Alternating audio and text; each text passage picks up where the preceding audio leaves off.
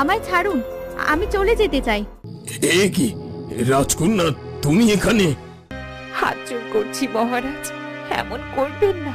বাবা কেন এমন করলো মা? বাবা কি আমায় একটুও ভালোবাসে না?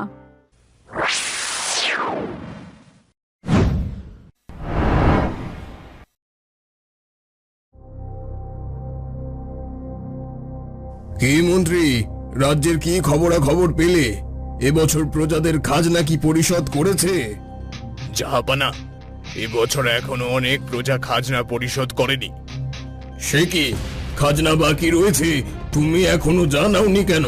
কালকেই রাজ্যে ঢোল দিয়ে দাও। আগামী 3 দিনের মধ্যে খাজনা পরিশোধ না করলে চাপকে পিঠের ছাল তুলে নেব। কিন্তু মহারাজ, কোনো কিন্তু আমি শুনতে চাই না। আগামী 3 দিন পর আমি শুনতে চাই যে রাজ্যের সবাই তাদের খাজনা পরিশোধ করেছে। যথাজ্ঞা জাহাপানা। শুনছি রাজকোষাগার প্রায় খালি হতে বসেছে, তাই সামনের বছর থেকে খাজনা দ্বিগুণ করে দাও। খাজনা দ্বিগুণ করলে তো প্রজারা বড় সমস্যায় পড়বে। যাদের সমস্যা হবে তারা যেন স্বেচ্ছায় এ রাজ্য ছেড়ে চলে যায়, এই আমার আদেশ।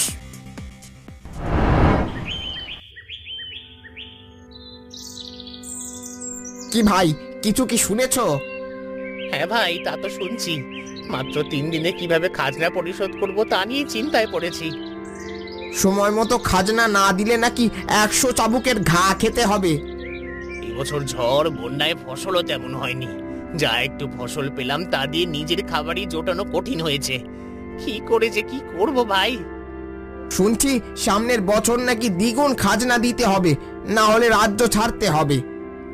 এমন রাজা কখনো দেখিনি ভাই। রাজ্যে এত সমস্যা তবুও রাজার হুঁশ নেই। তিনি শুধু মৌজ মস্তি করেন আর নর্তকী নাচান। কি আর বলি, এই অত্যাচারী রাজার ভয়ে রাজ্যের সবাই তটস্থ। কি জানি কোন দিনকার গর্দান নাই, এই ভয়ে মুখ খুলতেও পারে না। রাজার এমন মতিগতি হলে রাজ্যের প্রজারা আর কোথায় যাবে ভাই? এসব বলে আর কি হবে, আমরা সাধারণ প্রজা, তা রাজা আদেশ করবেন মাথা পেতে নিতে হবে। সেই ভাই, এই জন্য চুপ থেকে সব দেখা ছাড়া আর কিছু করার নেই।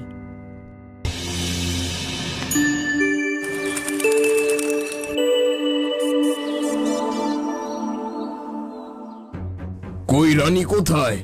কে কোথায় আছো? রানীকে এক্ষুনি ডেকে পাঠাও। জি বলুন, হঠাৎ আমায় 7 সকালে ডেকে পাঠিয়েছেন যে? শোনো রানী, তোমাকে বিবাহের অনেক দিন হয়ে গেল, কিন্তু আজ অবধি তুমি একটা পুত্র সন্তান জন্ম দিতে পারলে না। পুত্র সন্তান হওয়া তো উপরওয়ালার হাত মহারাজ, এখানে আমি কি করতে পারি? আমার মুখের উপর কথা বলার সাহস তোমায় কে দিয়েছে? মাফ করবেন মহারাজ, কিন্তু আমি তো সত্যি কথাই বলেছি। আমাকে সত্যি মিথ্যা শেখাতে এসো না। তুমি আমাকে পুত্র সন্তান দিতে ব্যর্থ হয়েছো। কিন্তু আমাদের ঘর আলো করে এক কন্যা সন্তান রয়েছে মহারাজ, সে কি যথেষ্ট নয়? আমি ওই কন্যা সন্তানকে দু চোখে দেখতে পারি না, তাই আমি সিদ্ধান্ত নিয়েছি তোমাদের আজই বনবাসে পাঠাবো। এত বড় কঠিন সিদ্ধান্ত নেবেন না মহারাজ, আপনার কাছে হাত জোড় করছি, এমন নিষ্ঠুর হবেন না আপনি। আমি যা বলছি সেটাই শিরোধার্য। এই সেনাপতি, কে কোথায় আছো? আমি আদেশ দিচ্ছি, এক্ষুনি এই রানীকে সহ রাজকন্যাকে বনবাসে পাঠিয়ে দাও। হাত জোড় করছি মহারাজ, এমন করবেন না। আমার ছোট মেয়েটাকে নিয়ে এখন আমি কোথায় যাব? আমি কিভাবে থাকবো? তোমার সঙ্গে আমার আর এক মুহূর্ত কথা বলার সময় নেই। আমি আর দুটি কথা শুনতে চাই না।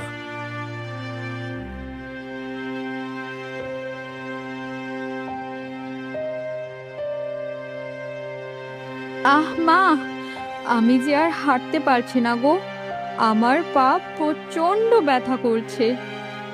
কি করবি মা, আমাদের ভাগ্যটাই এমন।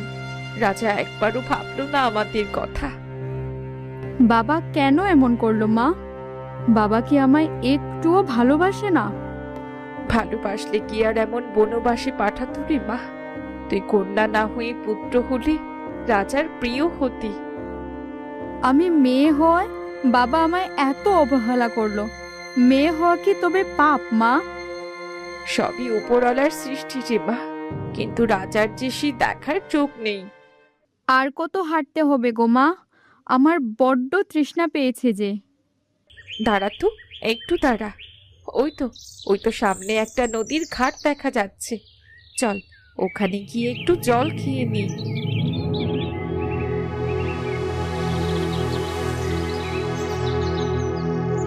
মা, মা দেখো না, ওখানে একটা বড় আম গাছ, আর তার পাশে কি সুন্দর বাগান। আমরা না হয় এই নদীর পাড়ে একটা ঘোর করি, কি বলো? এই তো তুই ঠিকই বলেছিস রে মা, এখানেই আমরা একটা কুঠুরি করে থাকবো। দুই মা মেয়েটি এভাবেই দিন পার হয়ে যাবে। হ্যাঁ গো মা, শুনেছি নদীতে নাকি বড় বড় মাছ পাওয়া যায়, আর বনে নাকি নানান ফলমূল হয়। তা অবশ্য ঠিক, আস্তে ধীরে সব খুঁজে বের করতে হবে। চল আগে নদীর কাছে যাই।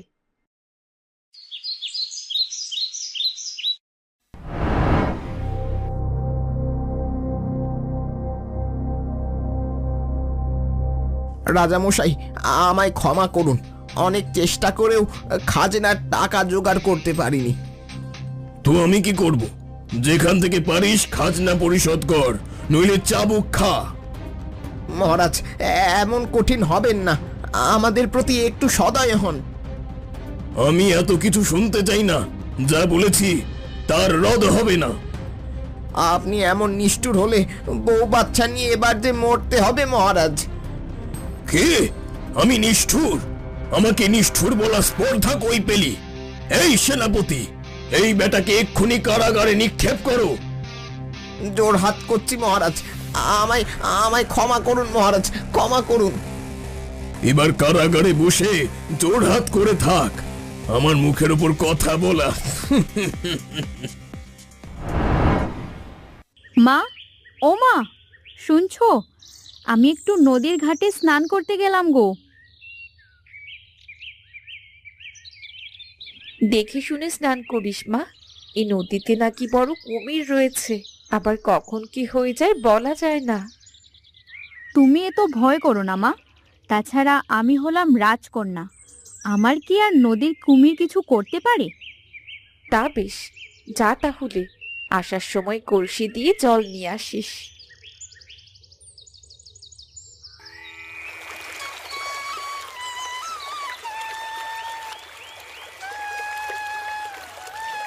ও মা গো, পায়ে কি লাগলো গো? ইস, দেখি তো কি এটা। ও মা, এ তো দেখি রূপার প্রদীপ, ভারী সুন্দর দেখতে। যাই গিয়ে মাকে দেখাই গিয়ে।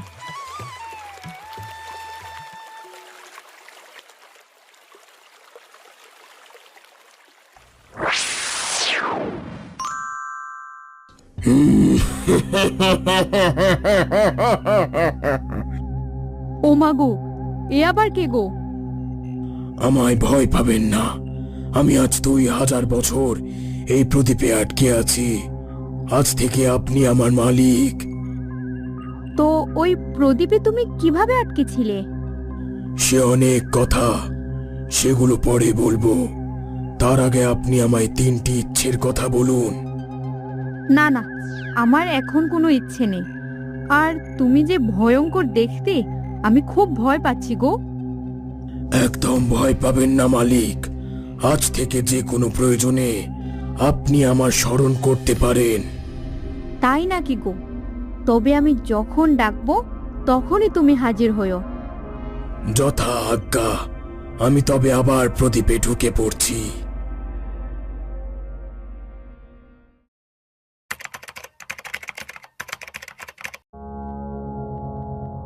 হায় হায় রে, ক্ষেত যে পুরো শুকিয়ে কাঠ হয়ে গেছে, এত কষ্টের ফসল সব শেষ হয়ে গেল রে। পুরো রাজ্যে আজ কতদিন হলো কোনো বৃষ্টি নেই, না জানি এবার কি দুর্ভোগ আছে। কি জানি বাপু, এ কোন ভীষণ বিপদ এসে হাজির হলো। এমনি রাজার খাজনা দিতে পারিনি, তার উপর আবার এমন খরা। এবার তো না খেয়ে থাকতে হবে। এমন খরা চলতে থাকলে তো এ রাজ্য শেষ হয়ে যাবে গো। উপরওয়ালাই জানে ভবিষ্যতে কি লেখা আছে। শুনছি এমন গরম আর খরায় চারিদিকে নানান অসুখ বিসুখে সবাই দিশে হারা। আমরা খেতেই পাচ্ছি না, তার মধ্যে এমন খরা হলে কিভাবে চলবে? এসব চিন্তা করে কি হবে ভাই, কপালে যা আছে তাই হবে। হা হুতাশ ছাড়া আমরা আর কি করতেই বা পারি বলো? এত সমস্যাতেও রাজার মন গলে না। এ কেমন রাজ্যে বাস করছি!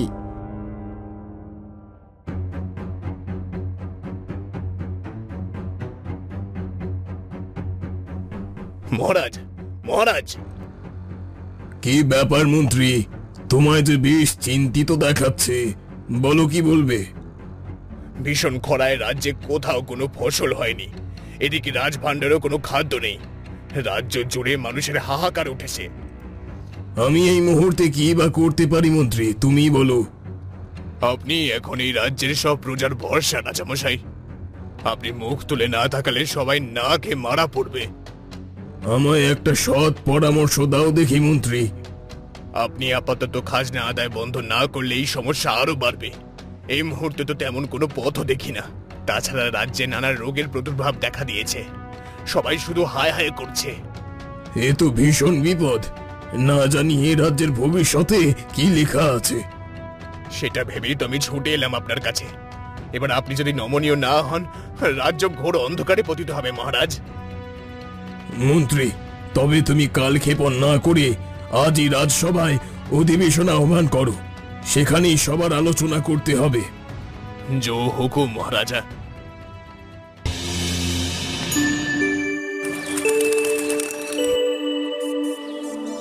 না, আজ বাবার কথা খুব মনে পড়ছে।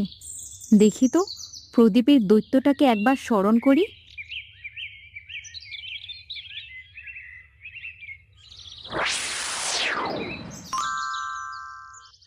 হুকুম করুন মালকিন, আপনার সেবক স্বয়ং হাজির।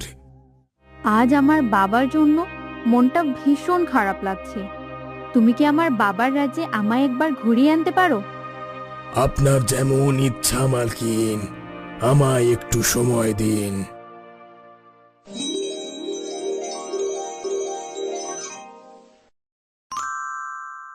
আসল মালকিন, এই যে মাদুর, এটাতে বসুন। এই মাদুরে বসে কি করব? আমি তো ঘুরে আসতে চাই আমার বাবার রাজ্যে। মাফ করবেন মালকিন, আপনি একবার চড়েই বসুন।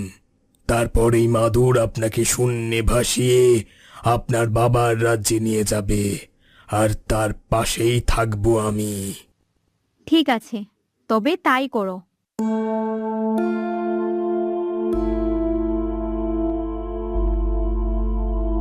মালকিন, আপনি কি কিছু দেখতে পাচ্ছেন? হ্যাঁ, আমি একই দেখছি। আমি এত রাতেও রাজ্য জুড়ে মানুষ শুধু হায় হায় করছে, রোগ ব্যাধিতে চিৎকার করছে। এমন রাজ্য তো এটি ছিল না। আর আমার বাবাকেও দেখছি বেশ চিন্তিত। মাফ করবেন মালকিন, আপনার বাবার অন্যায় শাসন দিন দিন বেড়ে যাওয়ায় আজ রাজ্যের এই অবস্থা। আজ আপনার বাবার খাদ্য আর ধনভাণ্ডার দুটি প্রায় শেষ হতে চলেছে। তাহলে এখন রাজ্যে কি হবে? আমার বাবা তো তবে রাজ্য হারাতে চলেছে। তুমি শীঘ্রই এটা সমাধান করো। জো হুকুম মালকিন। একই দেখছি, চোখের পলকে তো তুমি সব ভরিয়ে দিলে। এত তাড়াতাড়ি কিভাবে করলে তুমি? আপনার হুকুম পালনই আমার কর্তব্য মালকিন।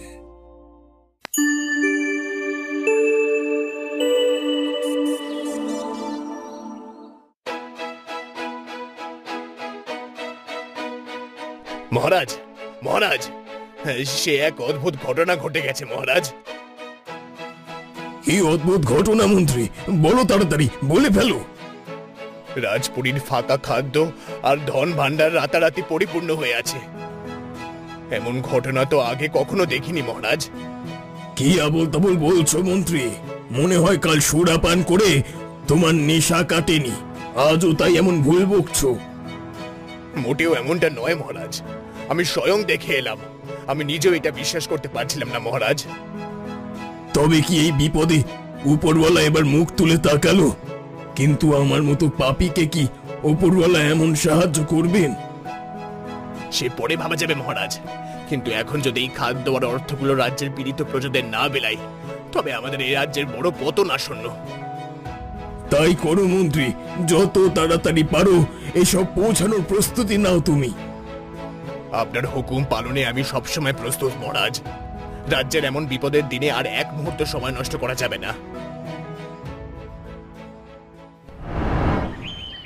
আজ তো বেশ কয়েকদিন হলো, দেখি তো দৈত্যকে একবার জিজ্ঞেস করি রাজ্যের কি খবর এখন।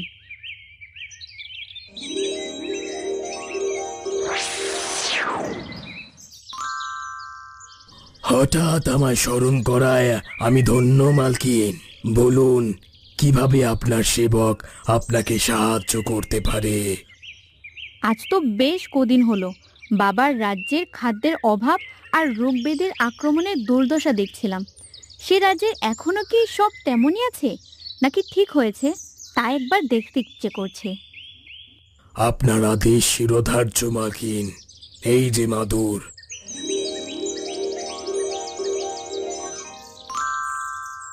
আপনি বসে পড়ুন। আমায় এবার সোজা একবার রাজপুরীতে নিয়ে যাও। আমি দেখতে চাই তাদের সে ভাণ্ডার কি এখনো ভরা নাকি খালি।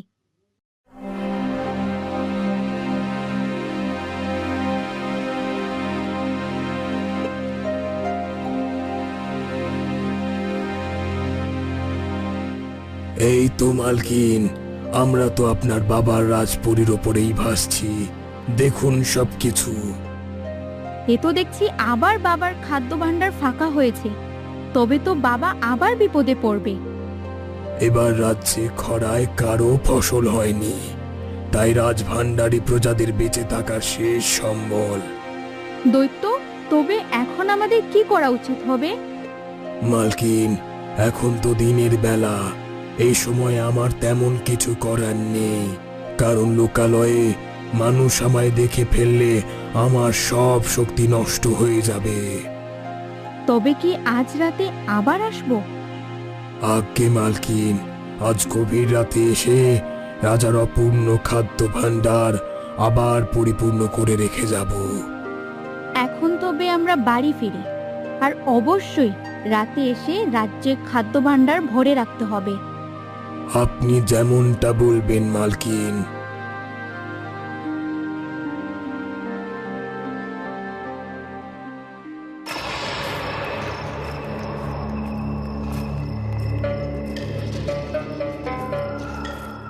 এই যে, আমি একটা সমস্যা থেকে আর এক সমস্যায় পড়তেই আছি, কিন্তু বারবার আমার এই সমস্যায় কে এমন সাহায্য করছে এ তো আমার মাথায় ঢুকছে না।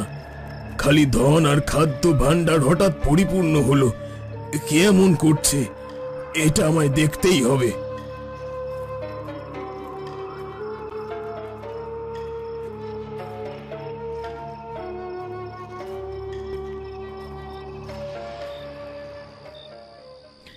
মালকিন, আপনি এখানে আপাতত দাঁড়ান, আমি ততক্ষণ রাজ খাদ্য ভাণ্ডার পূর্ণ করি। ঠিক আছে, আমি এখানে দাঁড়িয়ে আছি, তুমি তোমার কাজ করো। মালকিন, আমি আসার আগে আপনি এখান থেকে নড়বেন না। ঠিক আছে, আমি সেটাই করব।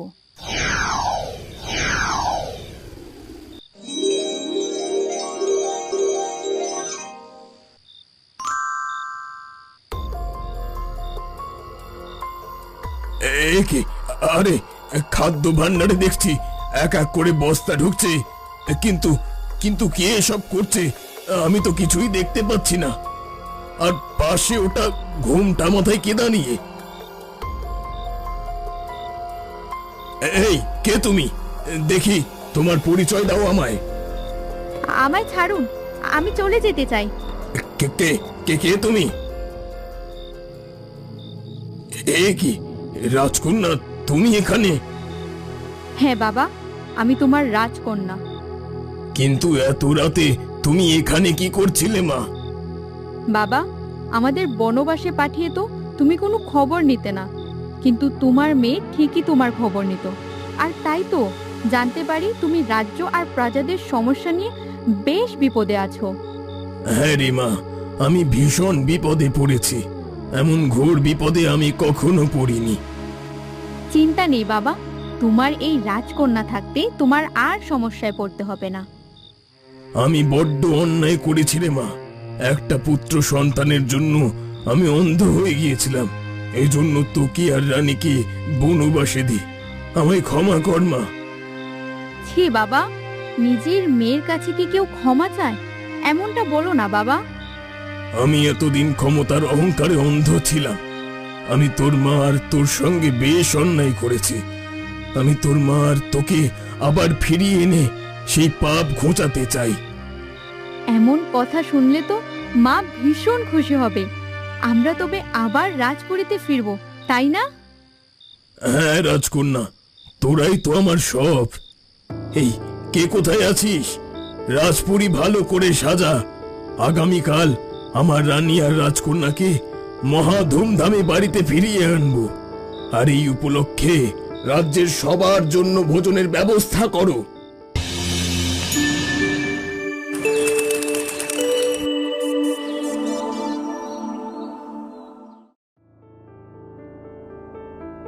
রানী, এদিকে এসো, তোমায় একটু জড়িয়ে ধরি। তোমায় কতদিন ধরে আমি নিষ্ঠুর শাস্তি দিয়েছি, আমায় ক্ষমা করো রানী। না না মহারাজ, আপনি এই কথা বলবেন না। কারণ আপনি আমার বিবাহিত স্বামী। স্বামী ছাড়া মেয়েদের যে কোনো গতি নেই। কিন্তু আমি তো তোমাদের এতদিন সীনাহিত কষ্ট দিয়েছি। সে হয়তো আপনার বোঝার ভুল, কিন্তু আজ তো আপনি ঠিকই আমাদের রাজপুরীতে ফিরিয়ে আনলেন। রাজকন্যা, তুমি এদিকে এসো। আজ আমরা একসঙ্গে দাঁড়িয়ে এ রাজ্যের প্রজার উদ্দেশ্যে কিছু বলতে চাই। হ্যাঁ বাবা, এ রাজ্যের সব প্রজা তোমার উপর চেয়ে আছে। তাই এমন একটি বার্তা দাও যাতে রাজ্যে যেন আবার আনন্দ আর সুখ ফিরে আসে। আমার প্রিয় রাজ্যবাসী, আমরা এতদিনের রাজ্য পরিচালনায় আমি আপনাদের সঙ্গে অত্যন্ত অন্যায় করেছি। কিন্তু পরে হলেও আমার বিবেক আমায় তাড়না দিয়েছে। তাই আজ থেকে আমার রানী আর রাজকন্যাকে সঙ্গে নিয়ে ঘোষণা করছি, এ রাজ্য সকল প্রজার অভিভাবক হয়ে আমি সবার পাশে থাকব। আর আমার এই অন্তচক্ষু খুলে দিয়েছে স্বয়ং রাজকন্যা, যার ফলে আমি আজ মহা অন্যায়ের পথকে পরিহার করলাম। মহারাজের জয় হোক, মহারাজের জয় হোক।